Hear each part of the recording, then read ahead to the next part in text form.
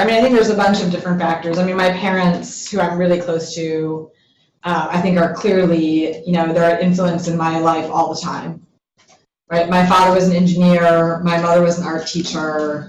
I think in what I do, which is a blend of engineering and art and product management and all of those different pieces, you can feel a little bit of both of their passions and what they gave to me, both genetically and in terms of their appreciation for the world.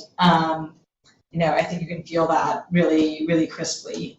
I also think that, I've now been in California for longer than I was in Wisconsin. I've been here now for, it'll be 19 years in September. I was in Wisconsin for about 18 and change. That said, I mean, I still feel very Midwestern through and through. And I think that, the work ethic that comes from that, the value system, right? I mean, to me, I still can relate to, a lot of that smaller hometown Midwestern experience. And there's still parts of me that, despite having been here for a very long time, I really miss it, and very much, crave it. I do think there were great formative experiences all along, from teachers and formal education. Like, I was always someone who really liked school. My mother really believed deeply in overstimulating me. And so she wanted to make sure I was probably, in a world of overprogrammed children, I was probably one of the most overprogrammed children you can ever imagine. Like, I had every possible kind of lesson you can imagine. So, I mean, literally I had piano lessons, skating lessons, brownies, ballet, which I started doing. At some point I was doing 30 or 40 hours a week of ballet, so there's a big ballet component in the discipline that comes from that. But, I eventually became a prolific babysitter, so I took babysitting lessons, I took cross-stitch lessons, I took cake decorating lessons, like, you name it, like, I took lessons in it. And I had a different lesson every day of the week. I remember Saturday was ballet almost all day. Sunday night was skating lessons. So even on the weekends, I had lessons, and every day after school, I had something different. And I think that really taught me just a great love for variety. And, and so I've always been someone who likes to wear a lot of different hats. That's something that product management really plays to, of being, you never really know. You have some idea what you're going to do during the day, but you never really know what you're going to do during the day. You come into the office, and I love that.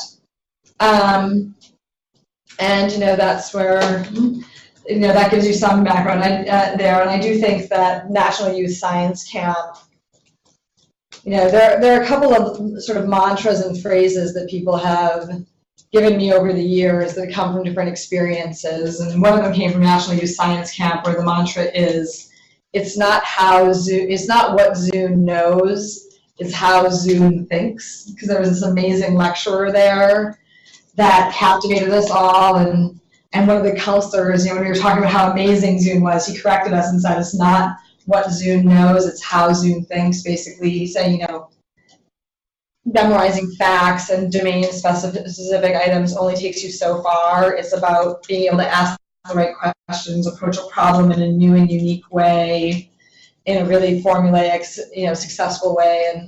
And that has led me to a lot of interesting opportunities later, because I think as a result, I've always veered towards things that were a critical thinking and problem-solving challenge, as opposed to just a knowledge-based challenge. When I picked Google, there were a couple of key mantras that were in play. I decided I wanted to work with the smartest people I could find, because I think they just raise your game, make you think better and harder, and I think that's definitely true. I also think that it's really important to do things you're not ready to do, because I think that's when when you feel underprepared, that's when you really stretch and when you really grow, and really come into your own. And as I was deciding, I was deciding on Google, it was 1999, and it was the height of the first internet boom, and the computer science degree from Stanford was exactly what you wanted to have. So I had a lot of different offers that I had to decide between. I was lucky that way. And at the end of it, my friend Andre, said this thing where we went and we looked at all the options, and we had a big matrix with values for happiness and earning potential and likely success of the company and risk and beta factors and like all these different things. And we had analyzed it every possible which way. And at the end, I just remember feeling really overwhelmed as to how I was actually going to pick my job. And, he said, Marissa, you're approaching this as if there's a right answer and a wrong answer. And and I now understand this problem at least as deeply as you do. And I understand all the choices at least as deeply. And I have to say that I just don't see that here. What I see here are a bunch of good choices. And then there'll be the one that you pick and that you commit to and that you make great. And, he said, I think you should go to bed and you should sleep on it. And in the morning, you'll just want to work somewhere. And when I woke up in the morning, I wanted to work at Google. And I wanted to work at Google for things I could articulate because I felt like the smartest people were there and I felt really unprepared to do it. I didn't know why the world needed another search engine. And I thought it was a really risky thing to do. And I wanted to work at Google probably for a whole lot of other reasons that I couldn't really articulate. But those, for me, I've always loved quotes and sort of like slogans and mantras to go to, and those are just a couple of the mantras that I think are very formative for me in terms of something that I think where they come up every day in terms of product decisions. Are there right and wrong choices, or are there just good choices, and there's the one that you commit to, right? In terms of giving people advice, should they rotate on this team, should they work on this project, if as an angel investor, should I invest in this company, those kinds of things.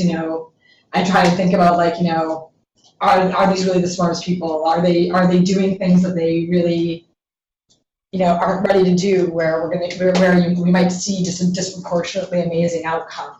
Because I do think that when you're doing something that you're unprepared to do, that is also yes, there's a big chance for failure, but there's also a much bigger chance of success in terms of if that's the outcome. Sometimes surprising things can happen in that situation. So hopefully that gives you a little bit of background and insight into what shaped me. My hometown, Marissa, Wisconsin, is about 35,000 people in the city proper, about 100,000 if you count the suburbs and adjacent cities. And it was a big lumber town because it's right on the Wisconsin River. So they unfortunately forested the whole thing and sent it all down the river.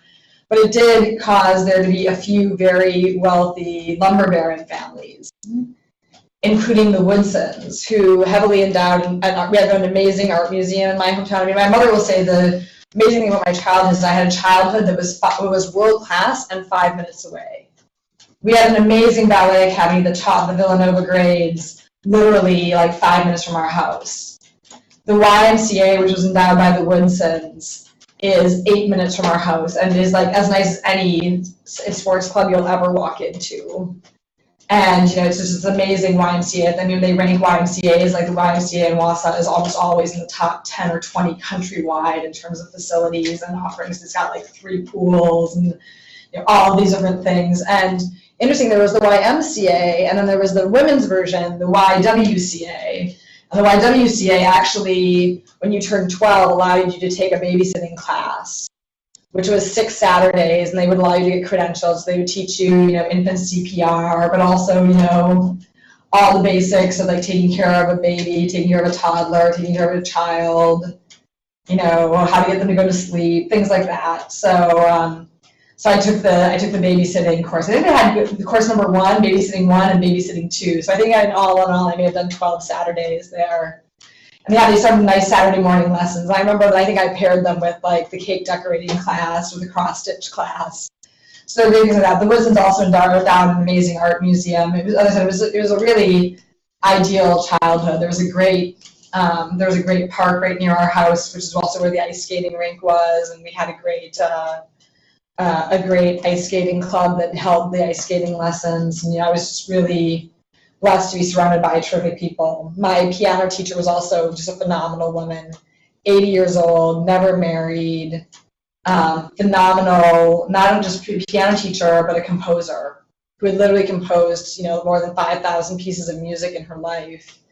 And interestingly, taught most of her own music. So while I've taken 7 years of piano lessons, it's funny because when I compare notes with other people who've taken 7 years, I'll be like, well, clearly you played the Tarantella, clearly you played Debussy's Cakewalk, and I didn't. I played all of Miss Elster's music, right? And But it did also make me, she also made sure that we were all very good sight readers, which actually was nice because I didn't like to practice piano very much, so I got very good at sight reading my music. But it was, all those things were really helpful. But yes, that's the long answer to, there's an amazing set of resources in Wausau, Wisconsin, largely due to the lumber industry and the endowments that were created off of it, that even funded things like YWCA having babysitting lessons and credentialing.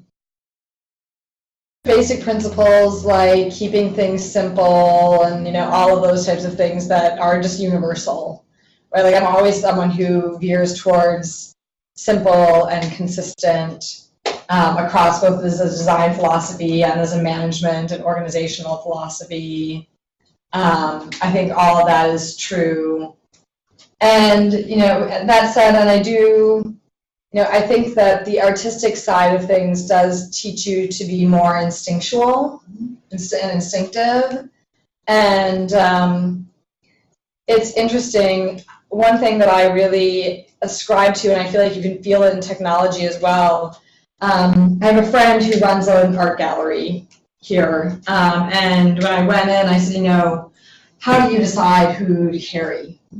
Which artists to have in stock and which, you know, and do exhibits with and which ones not to.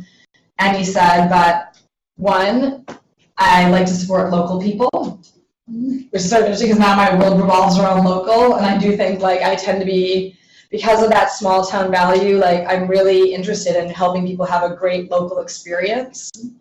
I also think that when I think about like philanthropy and things like that, like I'm really interested in, you know, making an impact in my local community in, you know, San Francisco or in East Palo Alto, you know, things like that. And there's a local side. He's always like, I like to have artists who are local. And, you know, I thought that was a very interesting value that I sometimes think about in terms of how to apply in my business and career side. The other thing he said is, he said, you know, and the other thing is, he's like, I only deal with nice people. And he's like, because life is too short to deal with people who aren't nice.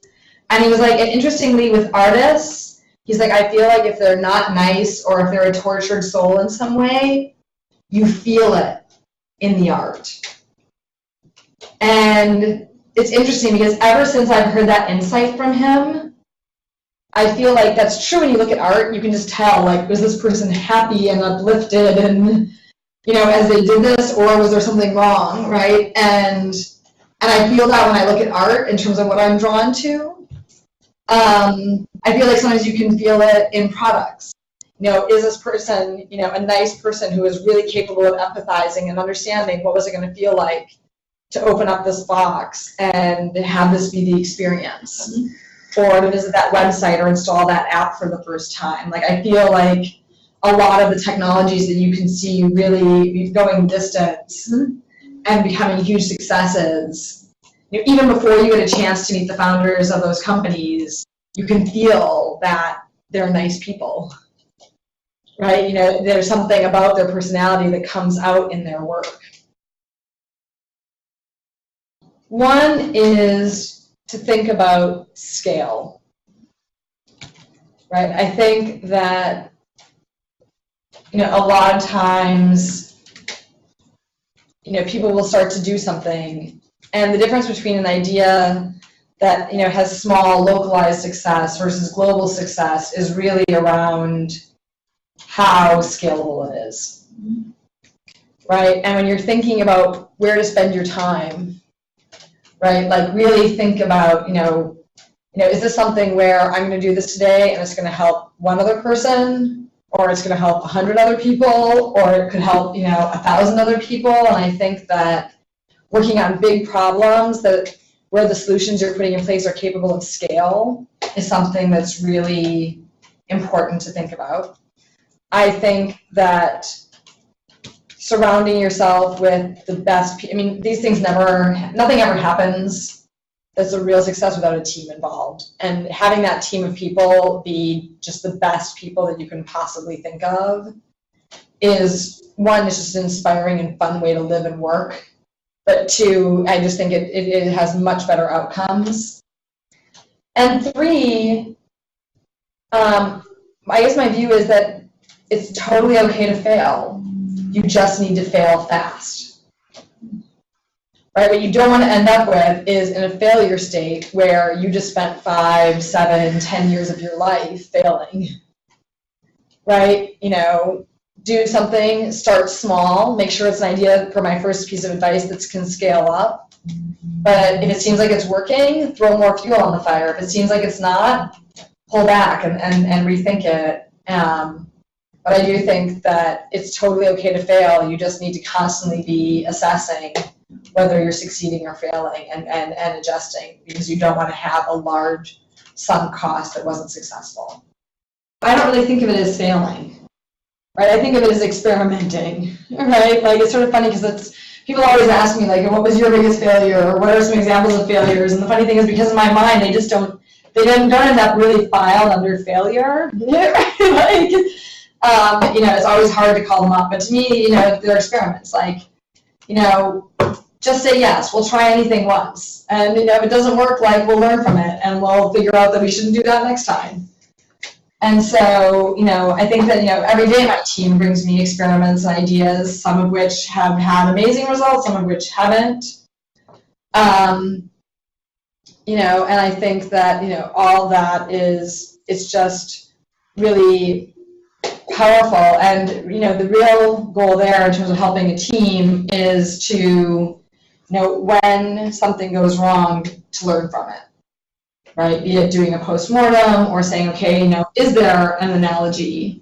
We've already done an experiment that was kind of like this. Is there an analogy such that we can predict likely outcomes here? Those types of things, right? Because it's also that old adage of, don't make old mistakes, make new ones, right? So you want to be able to be looking at what we've tried, what's worked, what hasn't, and really making new mistakes. The classic pieces of advice I give people who are thinking about making a career change or just getting started in work. I think the two other pieces of advice I would offer are work for people who believe in you, because when you have someone who believes in you, they'll invest in you, they'll get you ready for that next level, and I think that's incredibly important. And find somewhere where you're really comfortable and can be yourself. And that might seem contradictory to my do things you don't feel ready to do.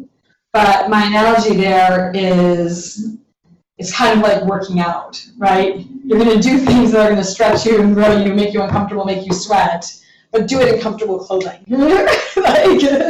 And so you want to be somewhere where you feel very at home, surrounded by like-minded people who value and respect your input. It's funny for me because I'm actually very shy by nature, and the people that I work with would say, I just don't see that.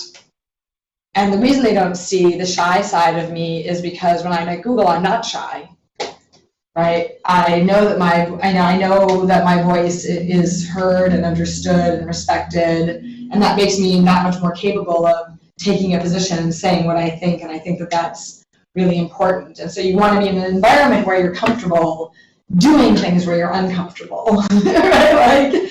And I think that that's something that a lot of people overlook, and they'll sometimes stay in an environment, that's just not right for them. Not every environment is right for every person, but they'll stay in an environment that's not right for them just a little too long. And, you want to get somewhere, you want to get those comfortable clothes on, so your energy of overcoming adversity, overcoming that discomfort can be all about the output and the product of the work, as opposed to sorting out things in your environment or your dynamic.